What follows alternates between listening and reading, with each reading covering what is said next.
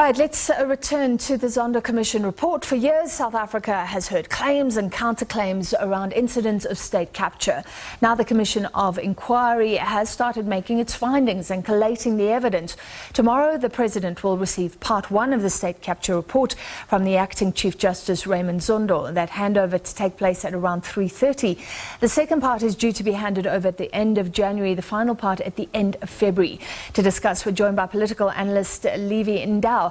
Thank you for joining us, Levy. The President gets the report, but we all want to know what's inside. What is he obliged to do with the contents? Good afternoon to you, Francis. Good afternoon to the viewers at home. I think firstly, Francis, everybody else is quite anxious to find out what exactly is in the report, based on the fact that there has been a growing concern over activities of corruption and maladministration. But also at the same time, everybody wants to know whether there was just rumors about activities of state capture, whether indeed this happened under a well-orchestrated system, or to be able to know exactly what happened. And I think that is exactly what most people in South Africa are anxiously waiting for.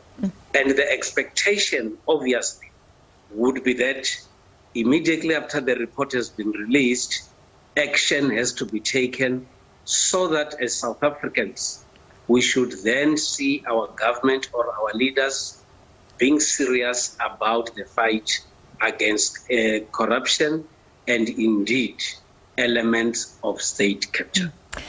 But Levy, my question again, will the President be obliged to share all the details of the report? Remember that he had to go before the State Capture Commission.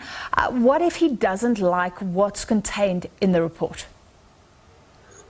The President has got an obligation to ensure that South Africans know what has happened. South Africans know where a lot of money went to. South Africans have to know why different entities have actually collapsed. He has a moral obligation to take his citizens into confidence so that they should know exactly what happened. But I think also we are quite lucky as South Africans because the minister in the presidency has already assured us that everybody is going to have access to the report so that at his or her own leisure, everybody can go through the report and then get to know exactly what happened. So, pity the Zondo Commission that has had to collate years of evidence and come up with themes and come up with a narrative to present in this report. What do you expect will be in part one? And then what do you think will be in part two and part three? That remains a very big secret from the Deputy Chief Justice. But I think part one might then start by providing a background on what has been happening, the work that the Commission has been doing, and also to try to show South Africans the extent or the volume of the work that they had and how they've been able to do their work. The second part and the third part, obviously, will have to provide the details on what they've actually been doing.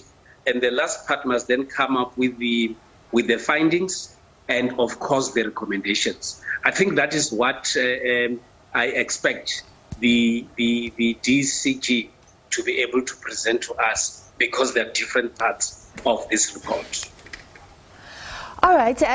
And then finally, the big question is, will things change as a result? Will there be prosecutions? Do you expect a lot of legal pushback by those implicated in the report? Because it could lead to them being prosecuted. So the legal fallout, what do you expect? Well, there are a few things that I expect.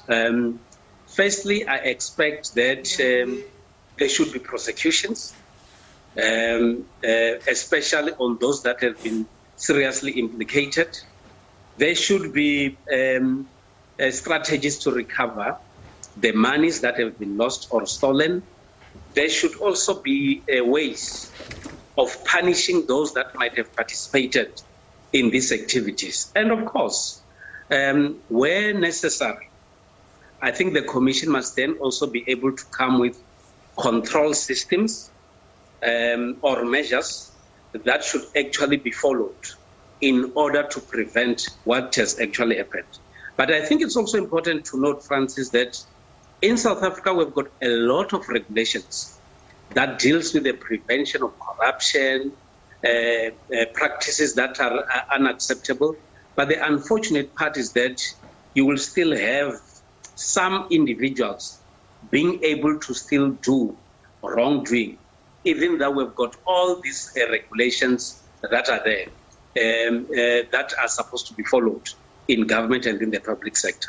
But another big expectation is that even though we have got a lot of citizens that are optimistic, that are looking forward to get this report, there can still be a possibility of having some citizens or some people within the South African society wanting to reject some parts of the report or wanting to challenge it in court. So I sense that this might not be the end of everything.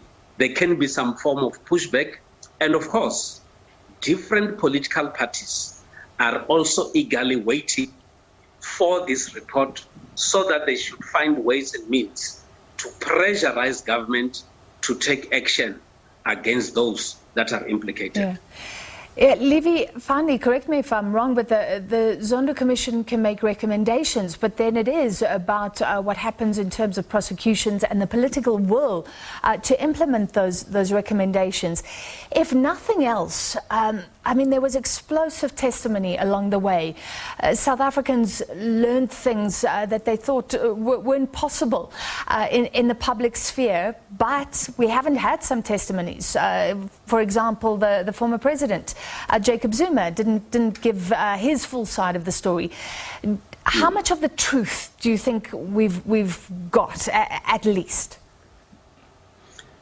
Well, I think if you get people who have been following the proceedings at the Commission, I know most people did, I also did, there are a lot of names that have been mentioned, and we've had a lot of people testifying that so and so did this, I was coerced, or I was told that I should do things in a different way, I knew it was wrong, and so on and so on and so on. The biggest challenge that we face in South Africa is that all of us, or the majority of South Africans, are aware of the rules and regulations that have been set by government in order to do things right.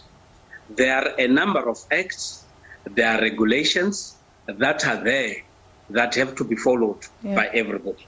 Mr. Levy Ndou, I'm sorry I asked you a long question, but I have to stop you there. But I hope you will chat to us again when we start getting some of the first tastes of that report. Political analyst Levy Ndou.